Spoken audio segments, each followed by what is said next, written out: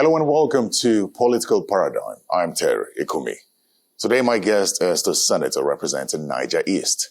He wants to be the president of the 10th Senate. Senator Mohammed Sani Musa is my guest. Welcome to Political Paradigm, distinguished. Thank you, Terry.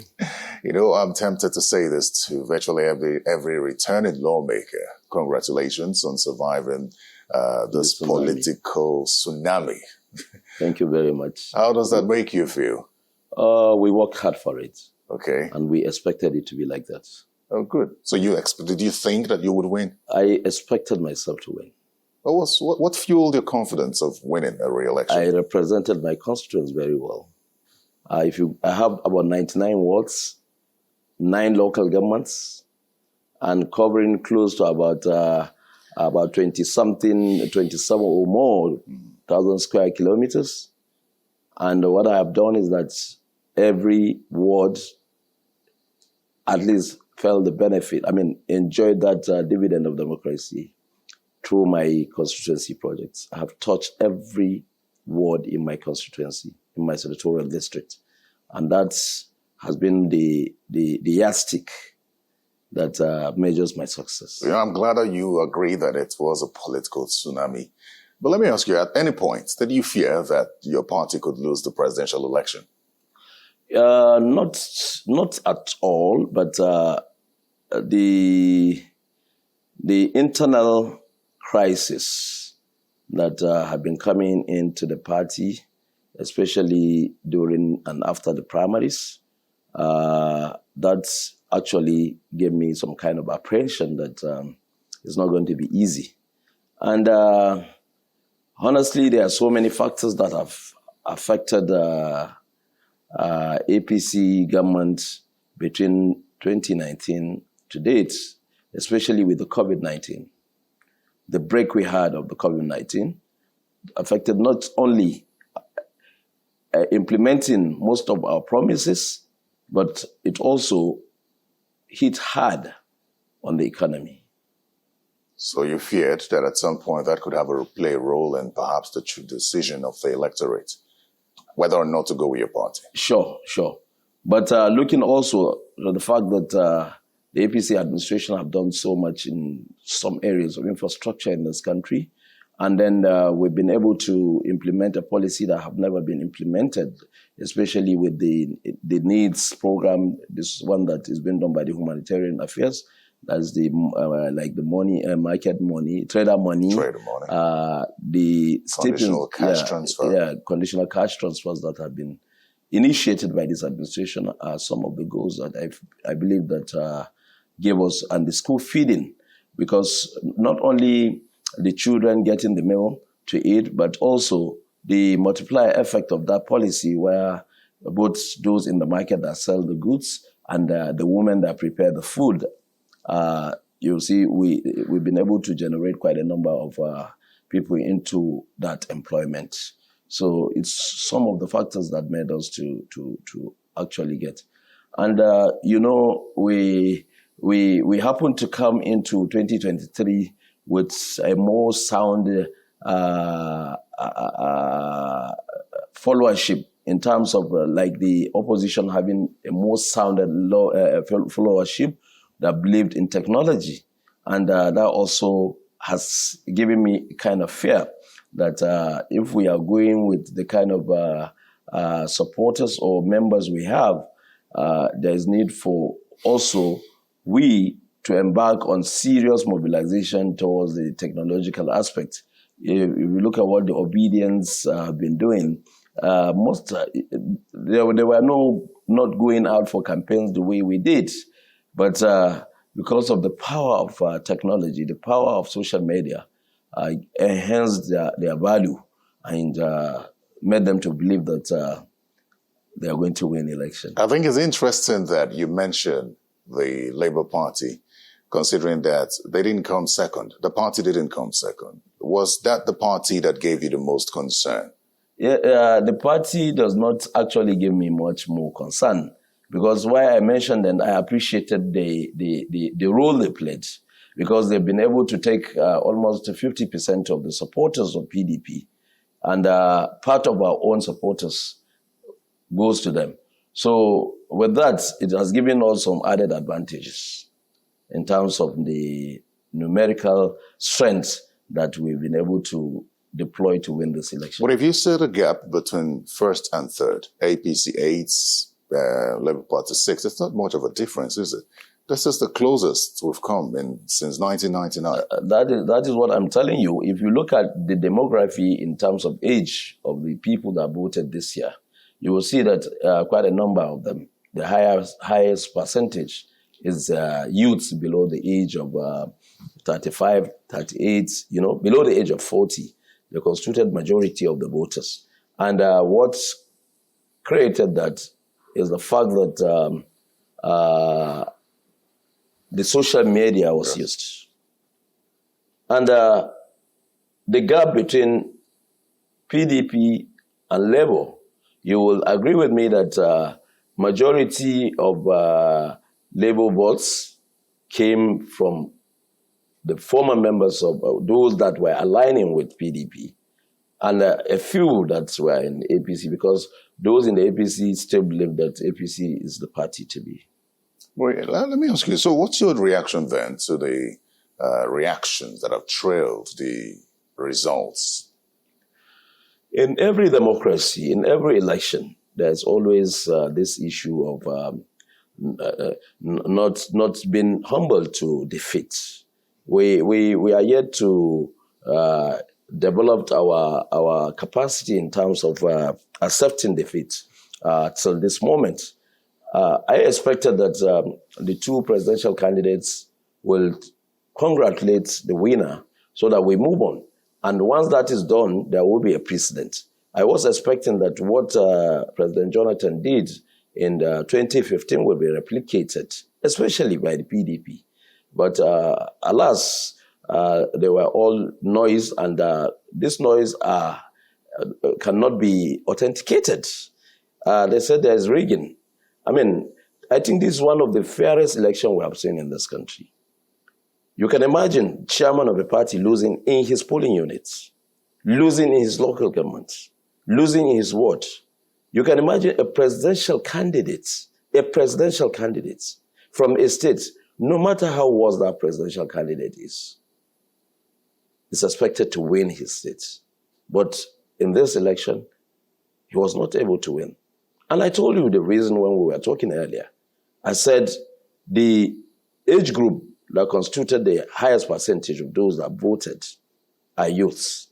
And I told you we shouldn't relegate the power of social media, which has contributed so much. Some of these guys have not even gone out. In fact, some of them don't even know who are the candidates of the other political parties, or even in their own political party. But rationally, because of their belief that this is what will sell, or this is what is in the trend, or what is trending, they decide to go with it.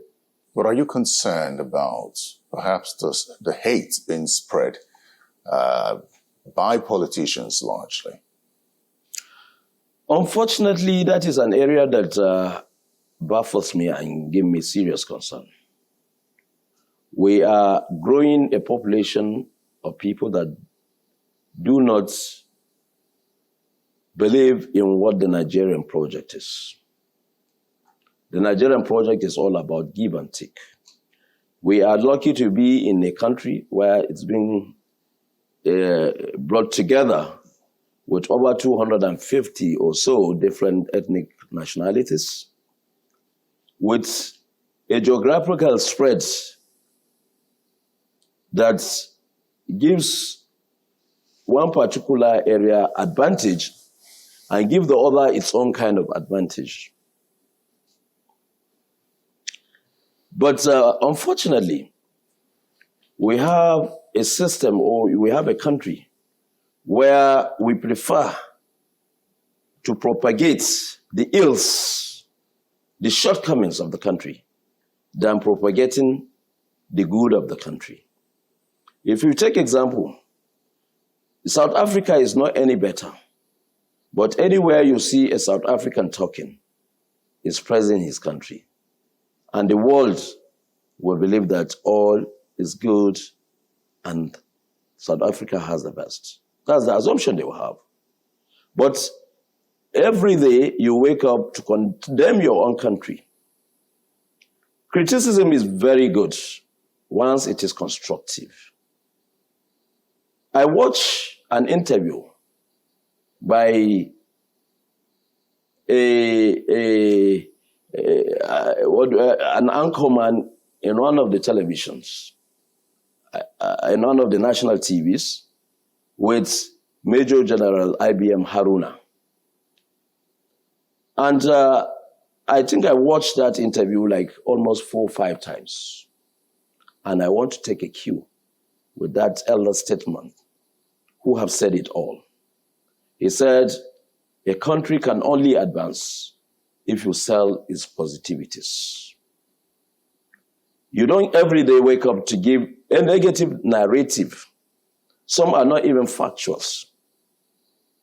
And you expect the world to see any dignity in that country, to accord any dignity to that country. It's not possible. So, in essence, what I believe is that the media, who are the custodians of happenings, I think it is a tax upon them to work towards changing this narrative. Senator Sani, the question was initially about the hate being spread, as I said, fueled by politicians. And you talk about, selling the country for the good.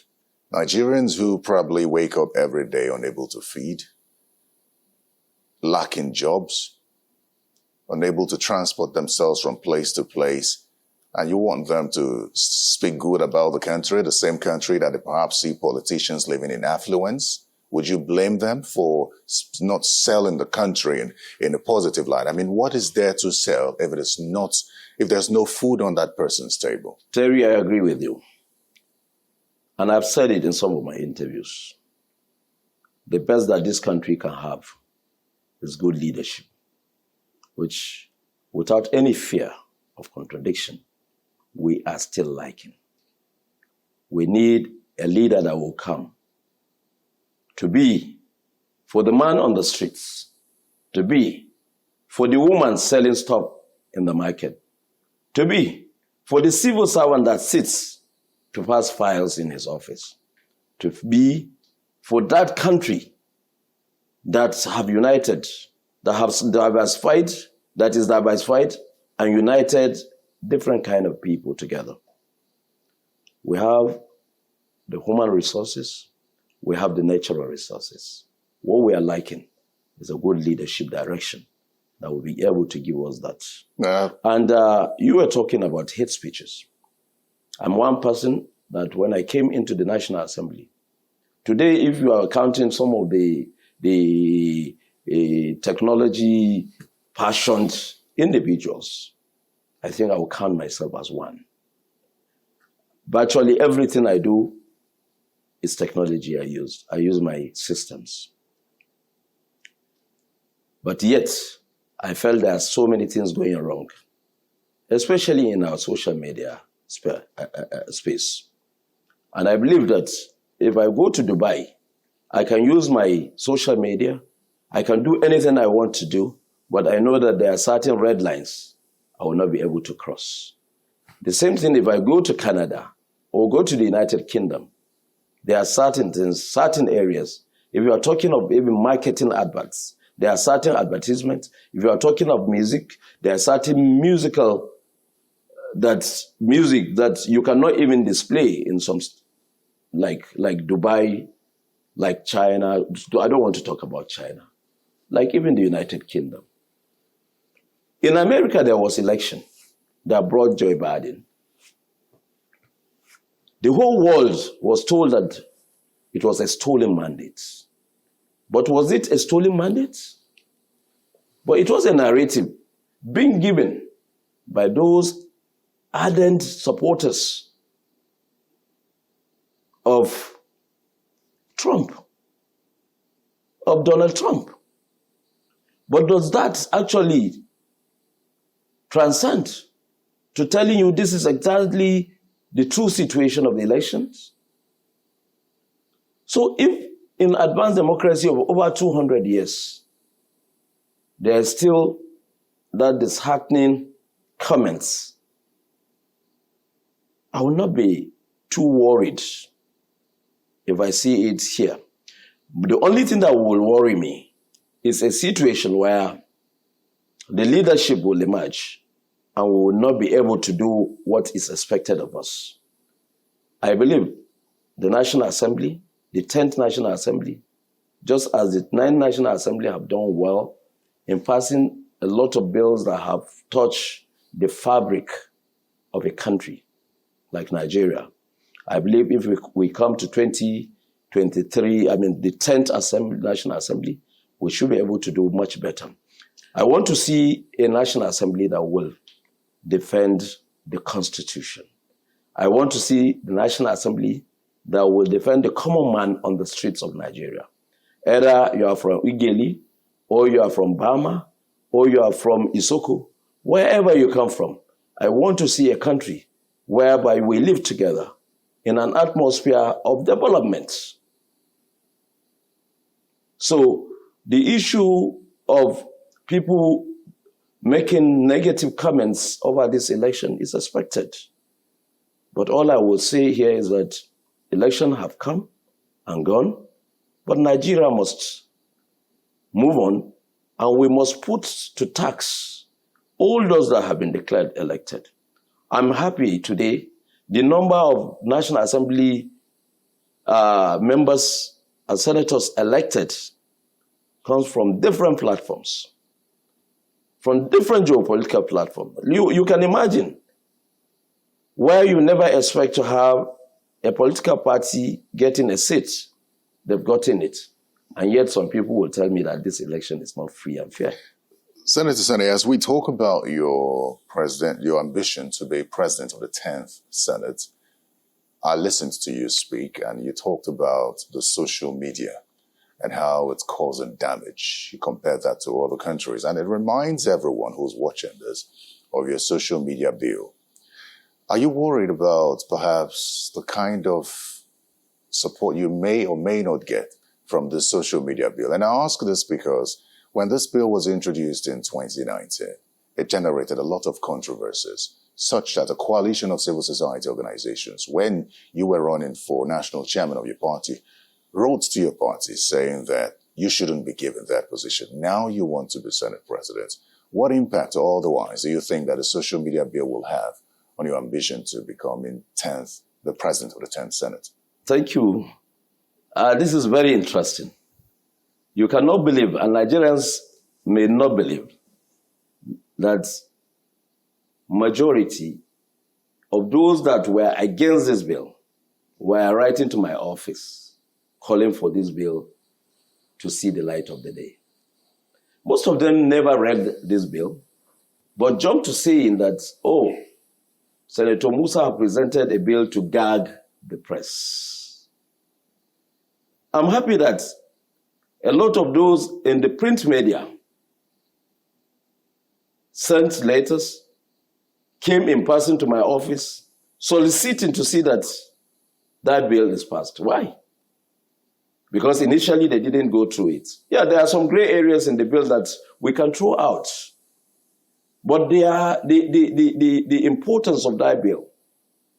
The importance of that bill is never to gag anyone. It's never to stop anyone from using. I have children that are creators. My son is building on an NFT platform. What is he using? What power does he have to do that? Social media. My son is developing a platform whereby he is telling me that by the time I finish developing this, I don't need to go to the office every day to sit and work.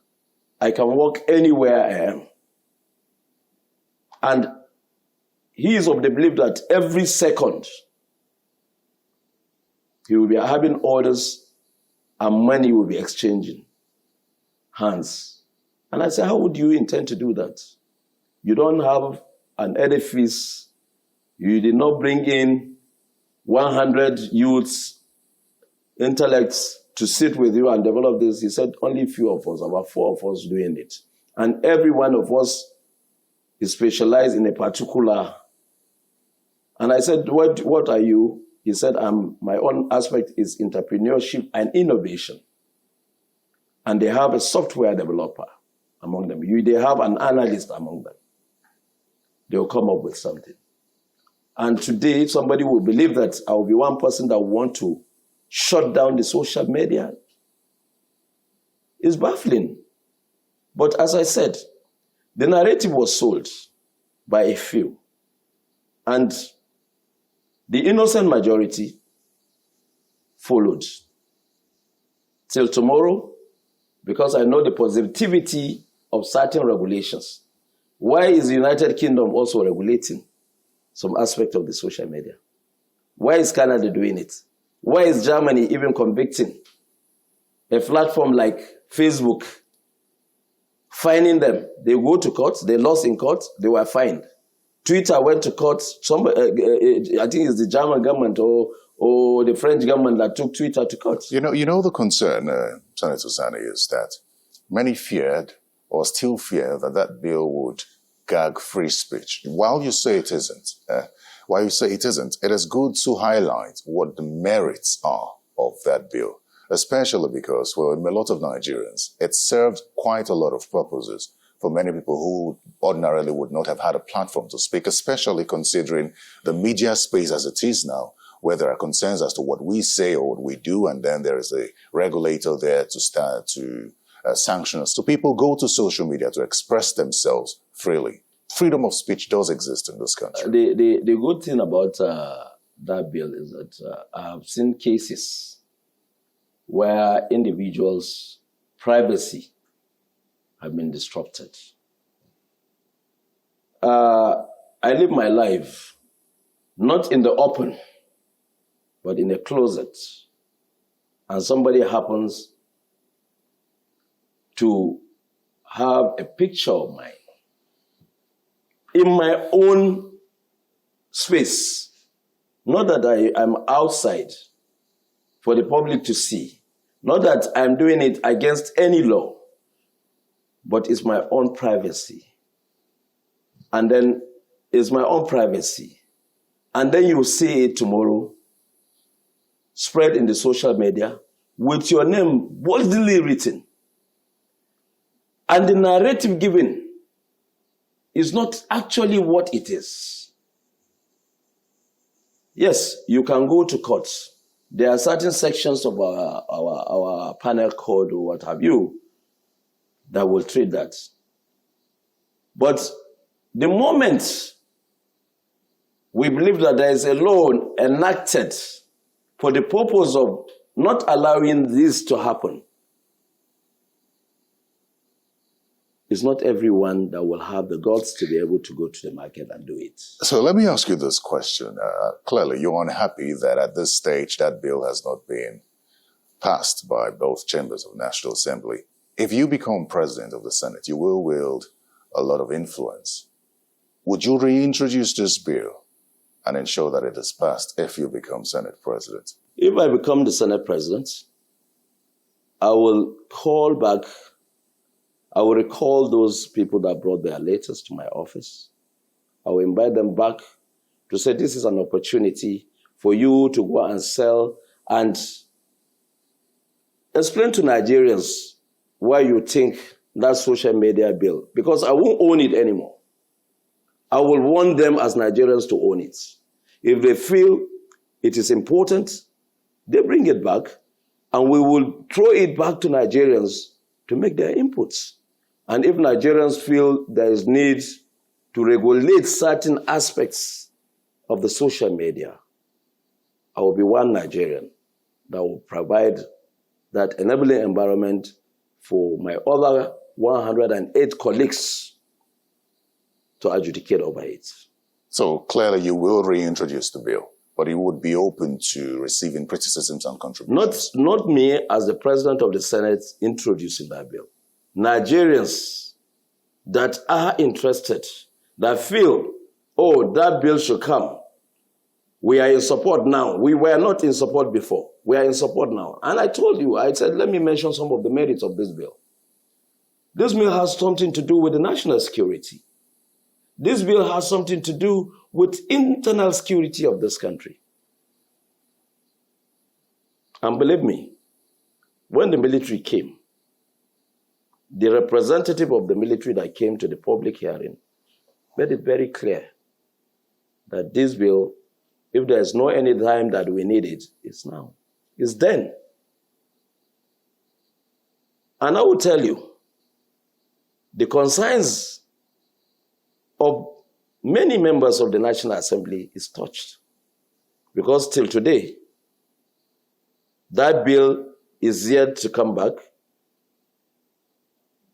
from the committee working on it 3 years after. Why? Why? 3 years after. It's not that the bill has been thrown out, thrown away, or returned and couldn't pass third reading. No. It's yet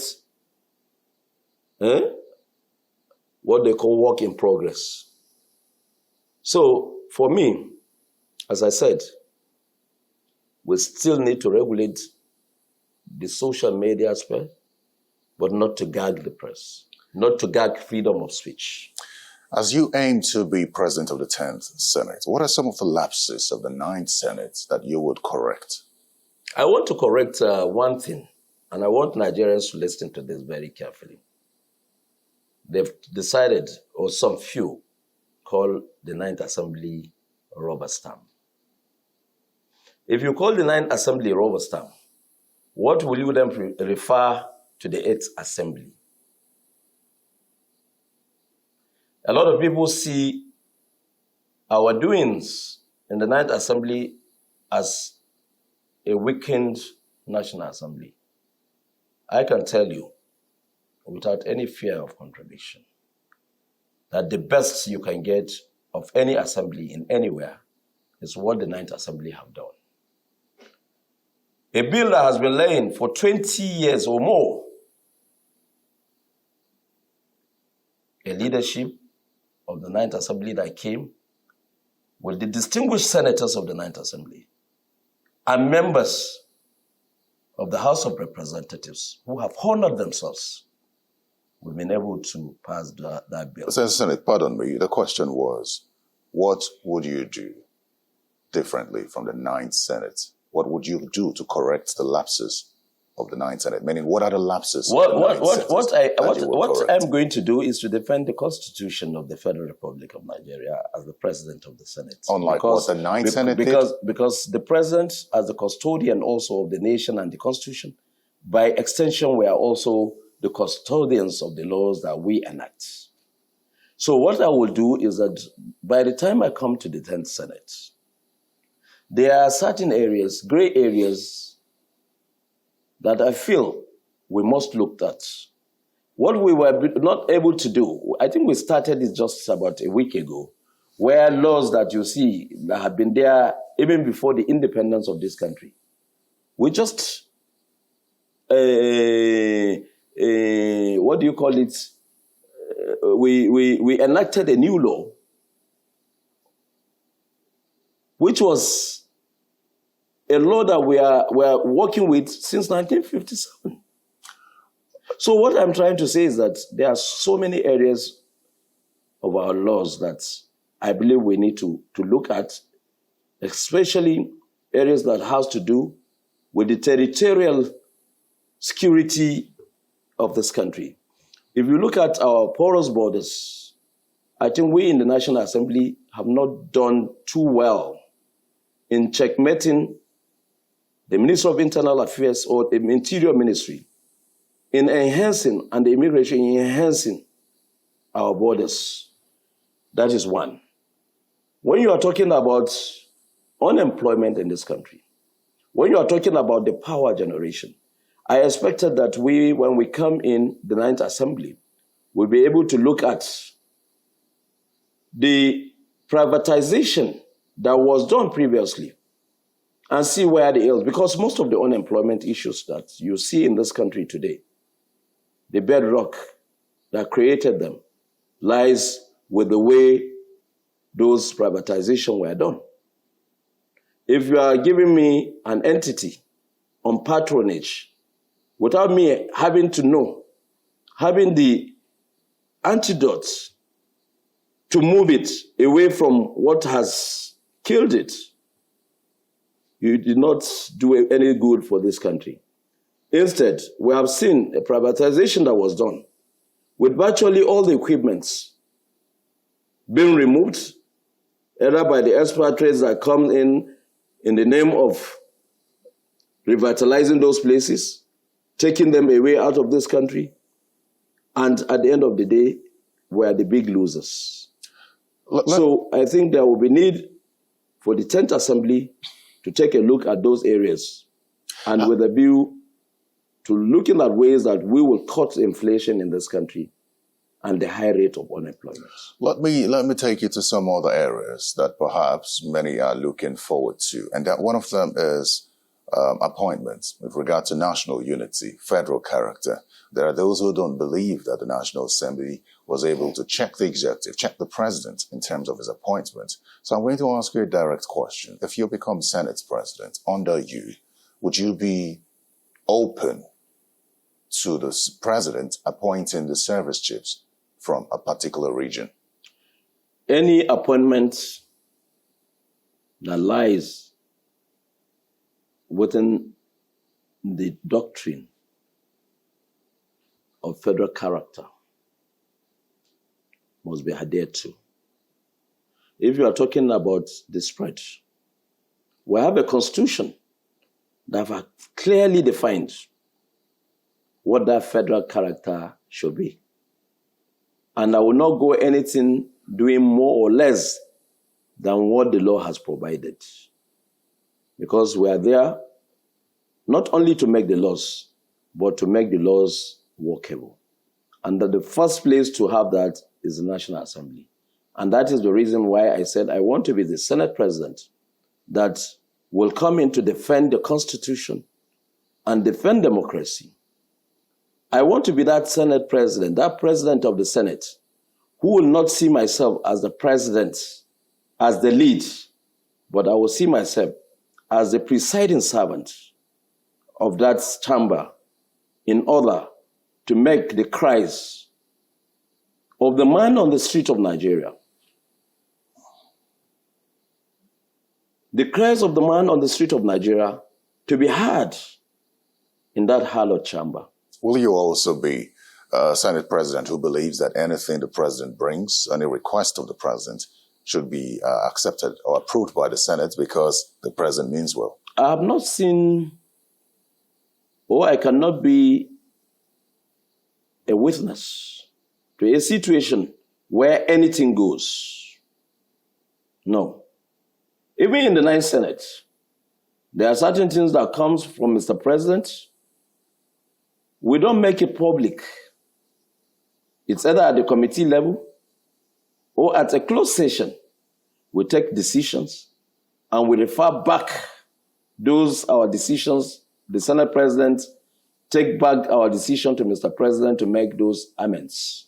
And once those amendments are made, they will bring it back quietly and will make the whole world to see reason that we accepted it because it is in the best interest of Nigerians, because the 109 of us are all representing Nigerians.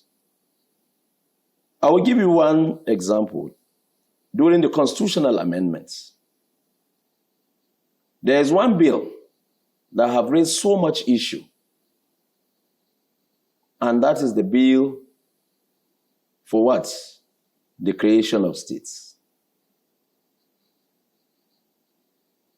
Is it an executive bill? No.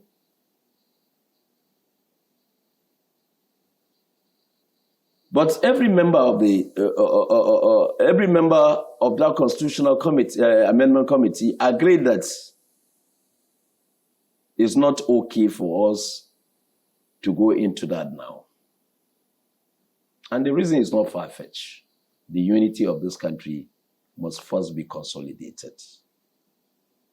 Over time, it does not foreclose that there will not be. So if I'm the president of the Senate today, there are certain things that when the president and commander-in-chief of the armed forces does, I don't have to cry on the floor of the chamber, of the hallowed chamber, to castigate it. The president must have a reason for bringing that bill. And why is it that there is leadership? The leadership, we will sit down and deliberate on it. And after deliberating, we go back to meet Mr. President and discuss our areas of operation. And we do it in a more civilized and classic way that will move this country. But I know that a lot of few, when I said a lot of few, those few Nigerians, the minority of them that are very vocal, always propagate anything that comes, either it is good, it is bad. Once it is from the president, is already nurtured and defined as bad. Some Nigerians are really, in fact, a bulk of Nigerians are really concerned about the rate of loan approvals of the Senate.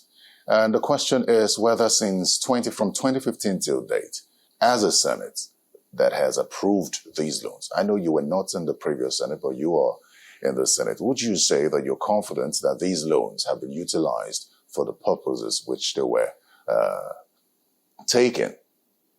Yes and no. If you're looking for a realist, you have found one in me. I've always been able to say it the way I felt it is.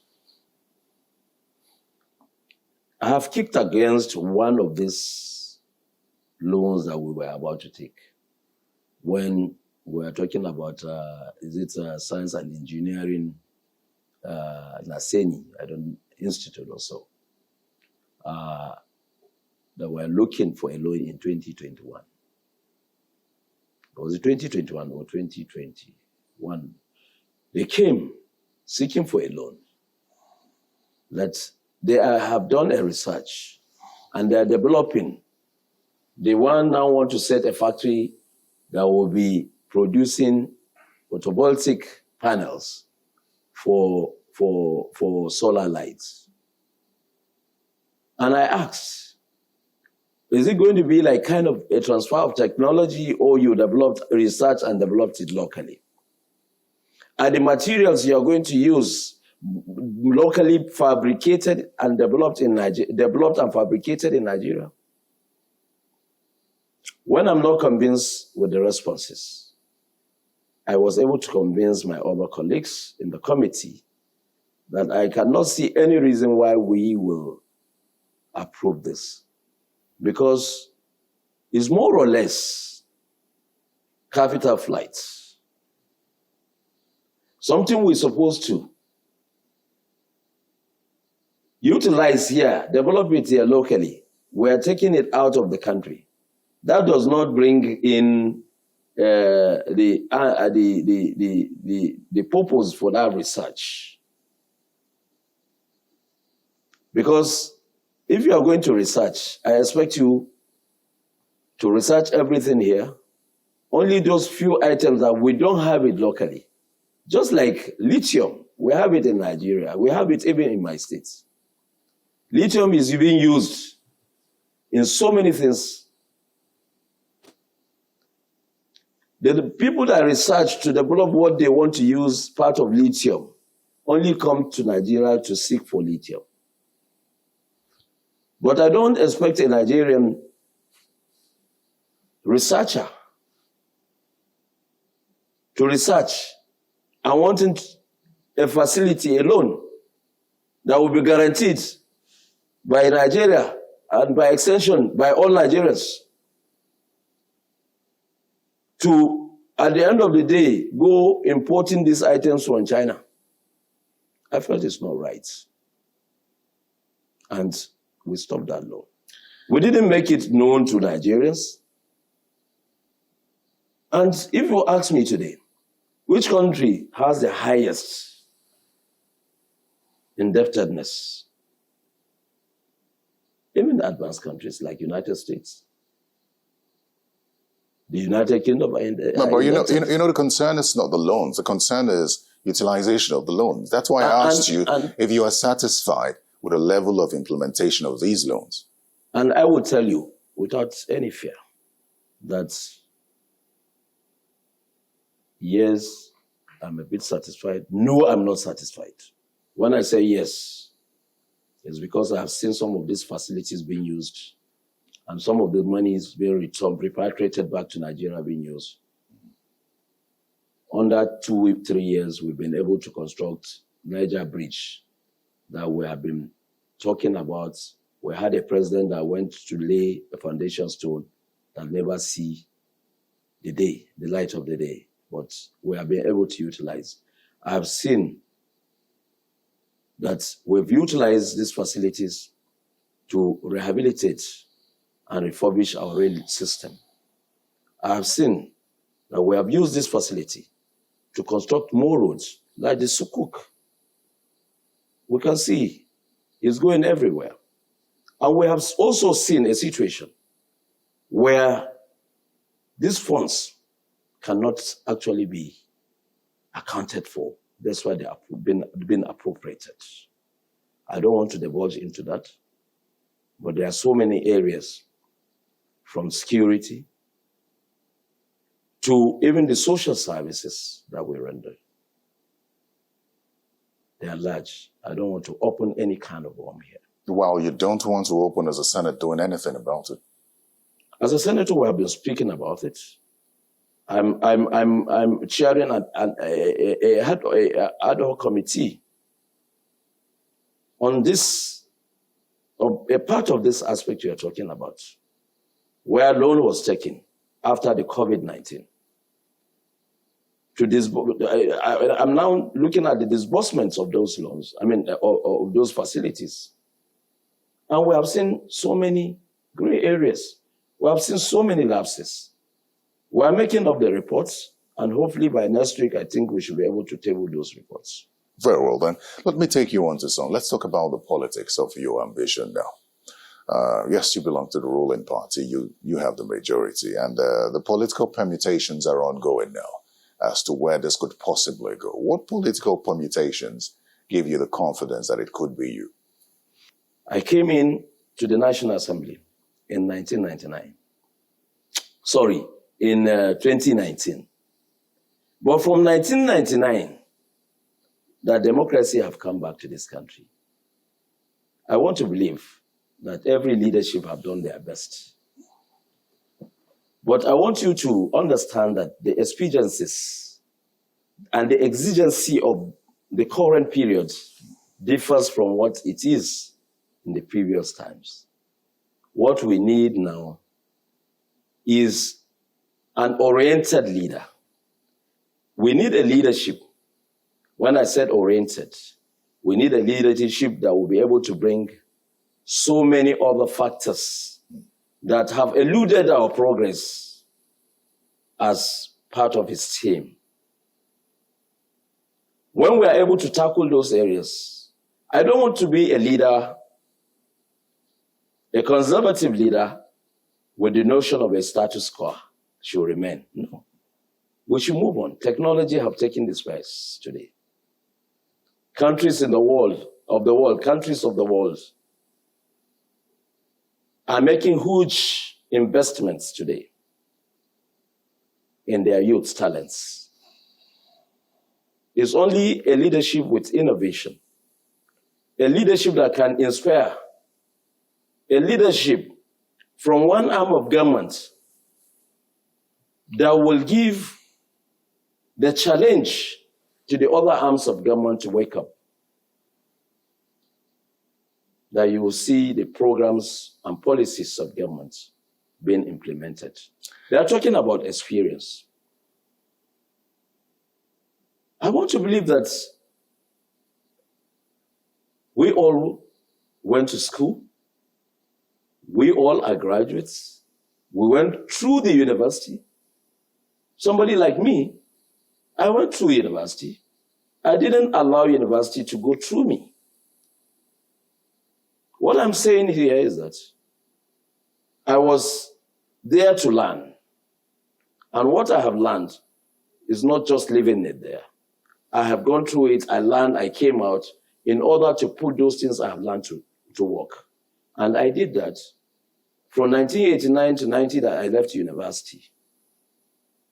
I try to see how I will venture to make myself a progressive Nigerian, an investor in this country that will give a part of what I have learned to the progression of growth in this country. And what it is, I did not go as a civil servant, but I have a stint of it. I worked in Niger State Water Board while I was also in the university on in-service. So from my university days to going through university, virtually I benefited from government offers. And after university, I decided that let me be on my own to see how I can change myself and my closest environment, and by extension, Nigeria.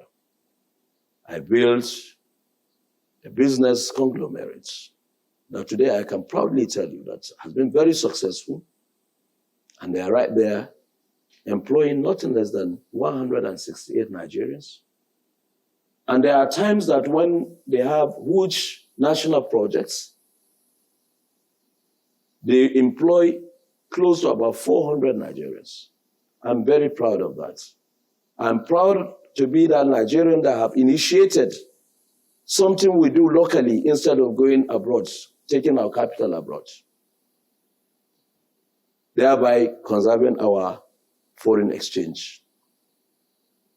I have been a Nigerian that came to the Senate as a first-timer, and I can proudly put my head high to saying, within a short period of time, 6 to 1 year, the intrigues, the politics, the experiences, the legislative experiences, anyone, you can be a 10th timer.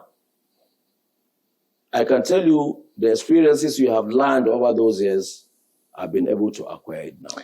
And I will tell you what I'm coming to the 10th Assembly with. It's nothing but technology.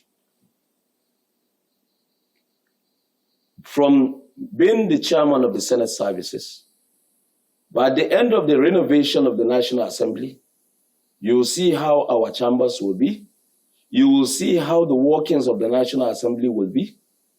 You will see how technology will be deployed. Every day, myself and some of my colleagues, we always feel disheartened when we see the volume, the bulk of paper that every day we deliberate on. Do we need them? Do we take our time to read from page 1 to 1,000 pages before coming to adopt them? But there can be a system whereby you just, on the touch of a button, you get to where you want to get to. That's very good. Senator Sani, as we round off, speaking about the politics of choosing the leadership of the Senate, there are those who believe that for the sake of national unity and inclusion, that a position of President of Senate should go to the Southeast. I am a Nigerian. I am preaching and I am pushing to take the leadership of the institution that created the Constitution, the institution that want to defend the Constitution, the institution that want to imbibe on every Nigerian to see himself as Nigerian, living under one roof, united. I want to see a country where social justice, equity is translated, not just said. It's translated, the words translated to physical actions. I'm one person that believed in the entity called Nigeria. I believed in the Nigerian project. You believe in zoning? I believed we are progressing. Okay. It's a progression. We will reach a time that zoning will be very irrelevant to this country. But for it now, in order to create that atmosphere of trust, our forefathers came together after they trusted each other. They believed in each other. What Ahmadu Bello will say in the international sphere or at the national level is exactly what Sir Ahmadu Bello, Sir Abubakar Tafawa Balewa, or Sir Nnamdi Azikiwe, or Chief Obafemi Awolowo, so Akintola Williams, Akintola, the premier of Western Nigeria, will say. And this is the kind of country they envisaged. I believed today we still need the zoning system. It is the zoning system that produced what we have today. As president-elect. Do you think your party should zone this to the southeast? You see, the issue of legislature lies and rests on the 109 distinguished senators. But I believe that every one of us is representing a constituency. And I believe that those constituencies also want to see the unity of this country. And for so doing, I'm one person that believes that we are in a secular state. We have in every zone of this country a particular religion that is more dominant. We have a president that is elected for a political party that is going to govern the whole Nigeria, where all the political parties are, where all the zones are, where all the religions, all the tribes are. If you voted for me, or you did not vote for me, the moment I'm given that mantle of leadership, you have become part of me. So in that case, when you are talking of the rationale of having a southeastern or south-south president of the Senate, I'm not going to go against it, because as part of the principles of the federal character, the spread should be there. And only if we will be able to have the competent person like me that will be able to do it. Why not? You know, there's another concern, just as we round up this conversation. There's another concern. Even you have expressed that concern, and that's the concern of religion. The president and vice president are Muslims.